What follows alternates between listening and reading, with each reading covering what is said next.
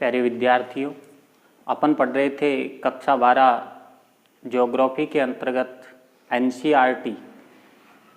इसके अंतर्गत पढ़ रहे थे अपन विश्व जनसंख्या वितरण घनत्व एवं वृद्धि। तो वितरण और घनत्व के बारे में हम पढ़ चुके थे। आज अपन पढ़ेंगे जनसंख्या वृद्धि।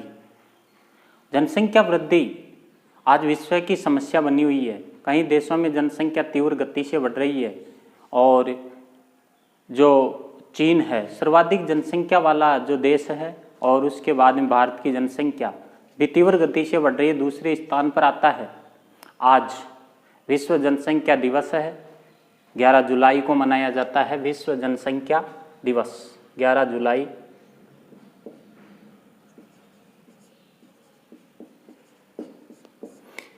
जुलाई विश्व जनसंख्या दिवस के रूप में मनाया जाता है। लेकिन जो जनसंख्या विस्फोट है उस पर नियंत्रण करना होगा अपन को। अगर इसी तरीके से जनसंख्या बढ़ती रही तो निकट भविष्य में और जो संसाधन है पृथ्वी पर वो सीमित है और वो समाप्त हो जाएंगे धीरे धीरे। एक विकट समस्या हो जाएगी जो मानव है उसके लिए। तो इस पर नियंत्रण करना अति आवश्यक है। अपन पढ़ते हैं इसी के साथ जनसंख्या वृद्धि क्या है कि किसी क्षेत्र में समय की निश्चित अवधि के दौरान बसे हुए लोगों की संख्या में होने वाला जो परिवर्तन है वो क्या कहलाता है? जनसंख्या वृद्धि कहलाता है। कि एक निश्चित क्षेत्र में एक निश्चित समय में बसे हुए लोगों में हुए परिवर्तन को क्या कहते हैं? जनसंख्या वृद्धि कहते हैं। संख्या में परिवर्तन को जनसंख्या वृद्धि कहते हैं। जनसंख्या वृद्धि कहते हैं। जनसंख्या वृद्धि धनात्मक भी हो सकती है और ऋणात्मक भी हो सकती है। जो जनसंख्या वृद्धि है धनात्मक भी हो सकती है और ऋणात्मक भी हो सकती है। ये धनात्मक भी हो सकती है और ऋणात्मक भी हो सकती है। अगर मृत्यु दर से जो जन्म है वो ज़्यादा हुआ तो जनसंख्या वृद्धि धनात्मक हो गई, और जन्म से अगर मृत्यु अधिक होती है तो ऋणात्मक हो गई। और इसमें जो परिवर्तन हुआ है उसको अगर गुणा 100 से करते हैं तो इसको प्रतिशत में भी व्यक्त किया जाता है। प्रतिशत में भी इसको व्यक्त किया जाता है। प्रतिशत में भी इसको व्यक्त किया जाता है। दूसरा आता है जनसंख्या की वृद्धि। जनसंख्या की वृद्धि क्या है? कि समय के दो अंतरालों के बीच एक क्षेत्र विशेष में होने वाली जनसंख्या में परिवर्तन। कि समय के दो अंतरालों के मध्य में जो जनसंख्या में होने वाला जो परिवर्तन है वो क्या कहलाता है? जनसंख्या की वृद्धि। जनसंख्या की वृद्धि कहलाता है। जनसंख्या में जो परिवर्तन होता है वो आर्थिक विकास के कारण, सामाजिक उत्थान, सामाजिक सांस्कृतिक परिवेश के बदलने के कारण यह जनसंख्या में परिवर्तन होते हैं। आर्थिक विकास,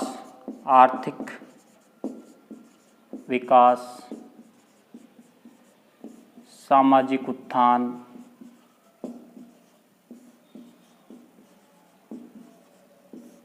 सामाजिक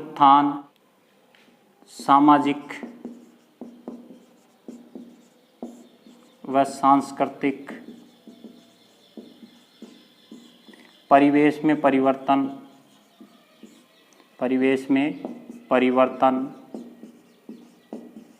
इसके कारण क्या होता है? जनसंख्या में परिवर्तन होता है। आगे आता है जनसंख्या की वृद्धि दर। जनसंख्या की वृद्धि दर क्या होती है? कि दो समय अंतरालों के मध्य जो वृद्धि होती है उसको अगर गुणा 100 से करते हैं तो क्या कहलाता है? जनसंख्या की वृद्धि दर कहलाती है। दो समय अंतरालों का अंतर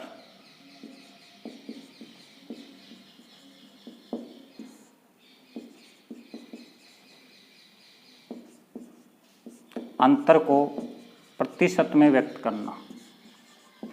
प्रतिशत में व्यक्त करना क्या कहलाता है? जनसंख्या की वृद्धि दर कहलाती है। अब आती है जनसंख्या की प्राकृतिक वृद्धि। जनसंख्या की प्राकृतिक वृद्धि क्या होती है? किसी क्षेत्र विशेष में दो समयांतरालों के मध्य जन्म और मृत्यु का जो अंतर होता है वो क्या कहलाती है? प्राकृतिक वृद्धि। दो समयांतरालों के मध्य, दो समयांतरालों के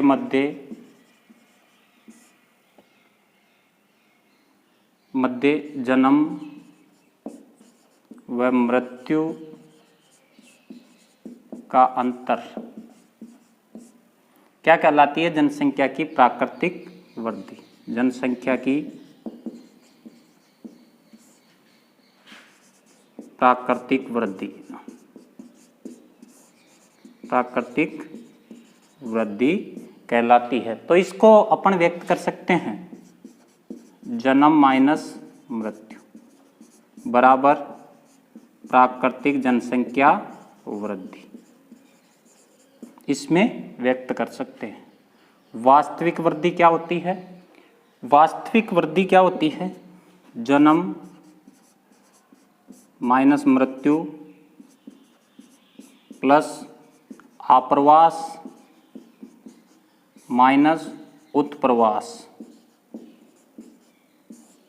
ये कहलाती है वास्तविक वृद्धि।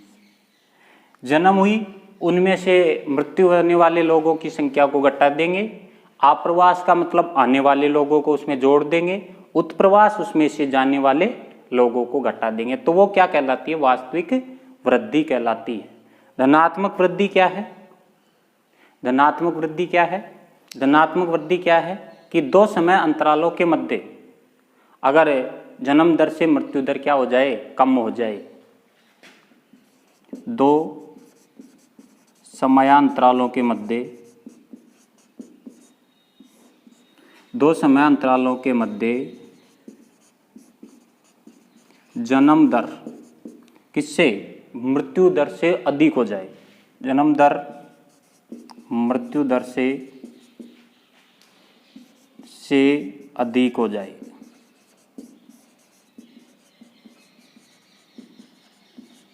तो क्या कहलाएगी? वो धनात्मक वृद्धि दर कहलाएगी जनसंख्या की। इसका विपरीत ऋणात्मक वृद्धि क्या होगी कि जो जन्म दर है उससे मृत्यु दर अधिक हो जाए। दो समयांतरालों के मध्य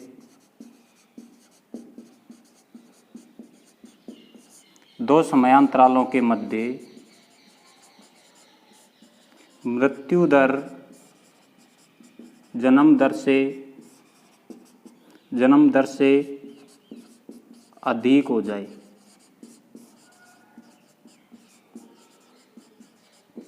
तो ये कहलाएगी ऋणात्मक वृद्धि दर कहलाएगी। आगे आता है जनसंख्या परिवर्तन के घटक। जनसंख्या परिवर्तन के घटक कौन कौन से हैं? तीन है। पहला जन्म, दूसरा मृत्यु और तीसरा है प्रवास। जनसंख्या को परिवर्तन करने वाले, एक तो जन्म होने वाले जो जन्म है उससे भी परिवर्तन होता है जनसंख्या का, दूसरा मृत्यु से भी परिवर्तन होता है जनसंख्या का, और प्रवास के कारण भी जनसंख्या में परिवर्तन होता है। तो इसमें जो पहला आता है अशोधित जन्म दर, जिसे क्या कहते हैं? CBRB कहते हैं। शॉर्ट में अपन इसको कहे अशोधित जन्म दर को CBRB कहते हैं। प्रति 1000 स्त्रियों पर एक क्षेत्र विशेष में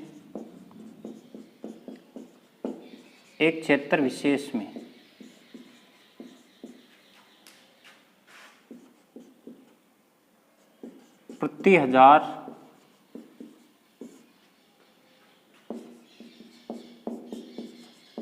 स्त्रियों द्वारा जीवित जन्म दिए गए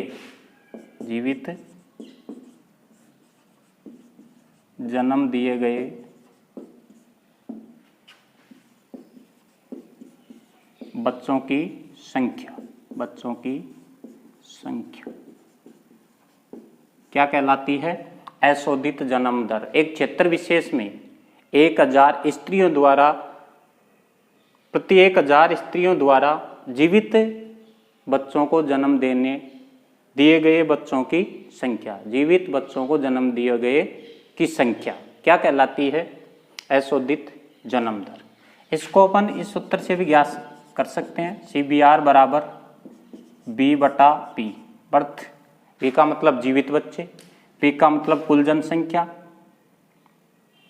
मतलब वर्ष के मध्य की जनसंख्या, वर्ष के मध्य की जनसंख्या, वर्ष के मध्य की जनसंख्या, और यह है जीवित बच्चों की संख्या, जीवित बच्चों की संख्या गुणा यहाँ 1000 से कर देंगे अपन, ये ध्यान रखना, या गुणा 1000 से करेंगे। दूसरा आता है अशोधित मृत्यु दर।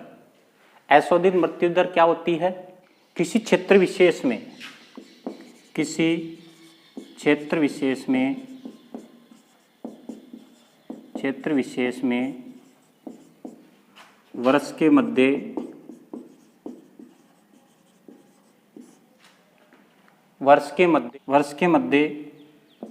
प्रति 1000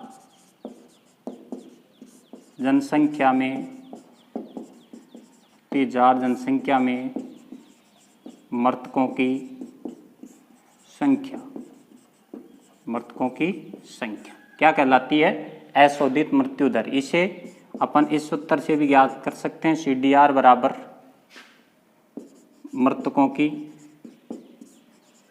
संख्या प्रति 1000 पर बटे वर्ष के मध्य की जनसंख्या, वर्ष के मध्य की जनसंख्या गुणा 1000। यहाँ गुणा 1000 से करते हैं, इसका ध्यान रखना। मृतकों की संख्या प्रति 1000 पर, इसको डेथ D से व्यक्त कर दो, पॉपुलेशन कुल जनसंख्या P कि वर्ष के मध्य की जो जनसंख्या है उसका भाग देकर के और गुणा 1000 से कर देंगे तो अशोधित मृत्यु दर को अपन ज्ञात कर सकते हैं।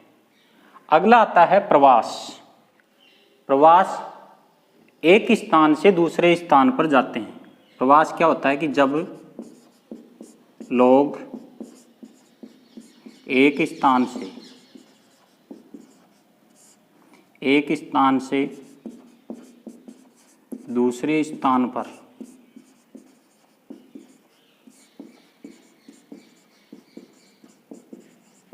जाते हैं तो क्या कहलाता हो?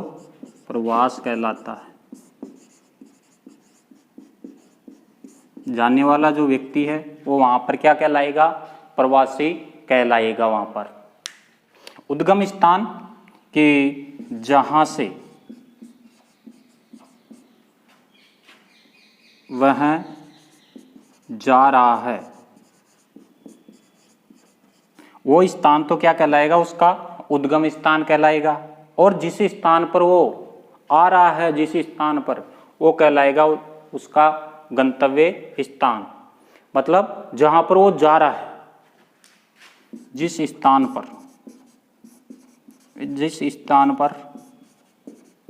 वह जा रहा है, जहां से जा रहा है वो तो कहलाता उद्गम स्थान, और गंतव्य स्थान जहां पर जा रहा है वो कहलाता है गंतव्य स्थान। जिस स्थान पर वह जा रहा है, गंतव्य स्थान। अपन कहते हैं ना कभी कभार कि वो उसके गंतव्य स्थान पर पहुंच गया, तो जहां पर जाकर के रह रहा है वो उसका क्या कहलाता है? गंतव्य स्थान। अब प्रवास की बात आती है। प्रवास स्थायी भी हो सकता है, अस्थायी भी हो सकता है, मौसमी भी हो सकता है। तो स्थायी आवास तो क्या होता है कि जब उनको रोजगार स्थायी प्राप्त हो जाता है और उनको वहाँ का रोजगार छोड़ नहीं सकते तो अपने परिवार के साथ और वहाँ जा कर के वो बस जाते हैं, तो वो कहलाता है स्थायी प्रवास कहलाता है। इस तरीके का को हमेशा के लिए वहाँ जाकर बस जाते हैं, वो कहलाता है स्थायी प्रवास। और कभी कभार क्या होता है कि रोजगार के लिए कुछ समय के लिए जाते हैं रोजगार के लिए मान लो, रोजगार या अन्य के लिए, अन्य के लिए कुछ समय के लिए, कुछ समय के लिए रहते हैं, वो कहलाता है अस्थायी प्रवास कहलाता। मौसमी प्रवास मौसम के अनुसार, मौसम के अनुसार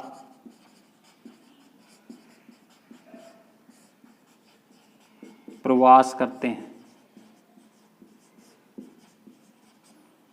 कई बार देखा होगा जो पहाड़ी क्षेत्र हैं, पहाड़ी क्षेत्रों में और पशुओं को चराने के लिए पहाड़ों पर चले जाते हैं, और जैसे ही बरसात का मौसम शुरू हो जाता है तो मैदानों में आ जाते हैं, क्योंकि उनके लिए चारा मैदानों में उपलब्ध हो जाता है, तो वो कहलाता है मौसमी प्रवास। अब प्रवास गांव से गांव को हो सकता है, एक गांव से दूसरे गांव में प्रवास हो सकता है। दूसरा गांव से नगर, गांव से नगर में प्रवास हो सकता है। नगर से नगर में जा सकते हैं प्रवास, नगर से नगर, नगर से नगर में प्रवास कर जाते हैं। दूसरा नगर से गांव में भी प्रवास कर जाते हैं, नगर से गांव में, नगर से गांव में भी प्रवास कर जाते हैं। तो इस तरीके से प्रवास होता है। एक होता है आप्रवास और दूसरा होता है उत्प्रवास। तो अपन कहे कि एक ही व्यक्ति आप्रवास भी कर सकता है और उत्प्रवास भी कर सकता है। देखते हैं इनकी। प्रवासी कोई नए स्थान पर जाता है तो वहां पर वो कहलाता है अप्रवासी। प्रवासी कोई नए स्थान पर जाता है तो वह अप्रवासी कहलाता है, अप्रवासी कहलाता है, अप्रवासी कहलाता है। प्रवासी कोई नए स्थान पर जाता है तो वहां पर वो क्या कहलाता है? अप्रवासी कहलाता है। उत्प्रवासी क्या होता है कि एक स्थान से बाहर चले जाते हैं। उत्प्रवासी का मतलब बाहर, प्रवासी एक स्थान से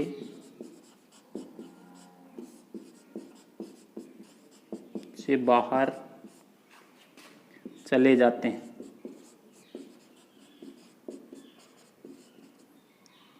तो वो क्या कहलाता है?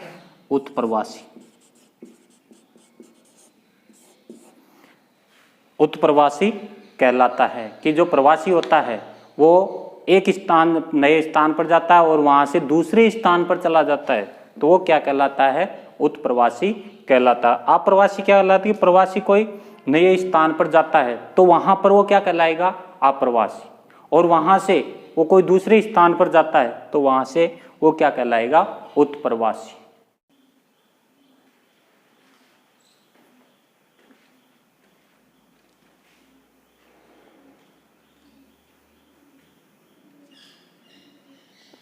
प्रवास को प्रभावित करने वाले कारक, दो तरीके के कारक है प्रवास को प्रभावित करने वाले।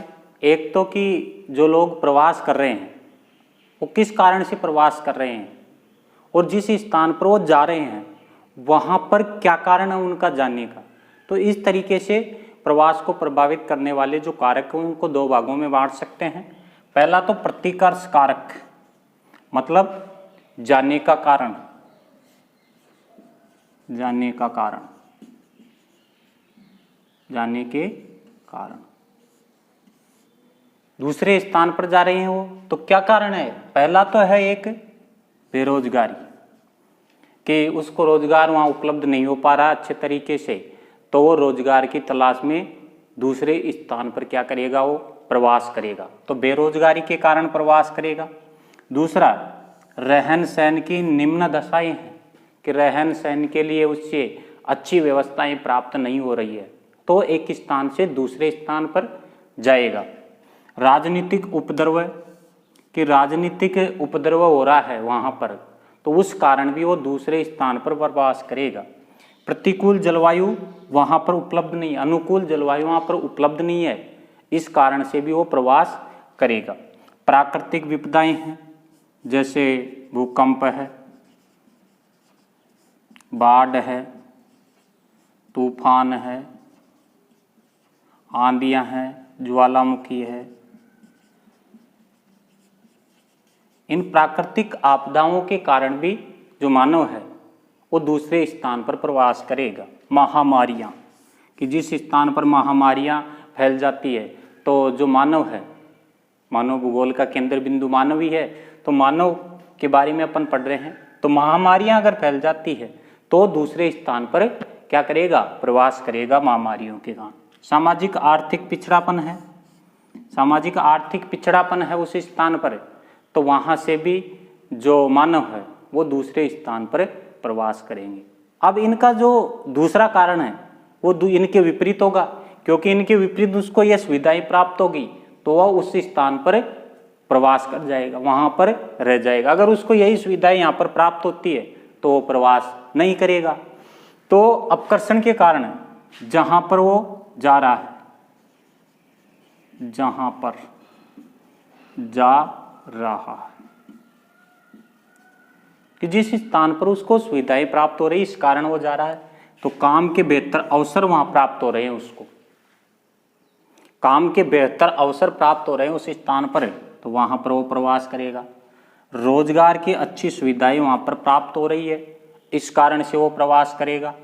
वहां जो रहन सहन का स्तर क्या है, उच्च स्तर का रहन सहन है, तो वो वहां पर जा करके रहेगा। वह शांति भी है और स्थायित्व भी प्राप्त होगा उसको, वहाँ शांति स्थापित है और स्थायित्व भी है वहाँ पर उनको रहने के लिए, तो वहाँ पर वो प्रवास करेगा। जीवन व संपत्ति की वहाँ सुरक्षा, कि जीवन को उसको कोई खतरा नहीं है, उसकी जो संपत्ति है उसको भी वहाँ कोई खतरा नहीं हो, तो उस स्थान पर वो प्रवास करता है।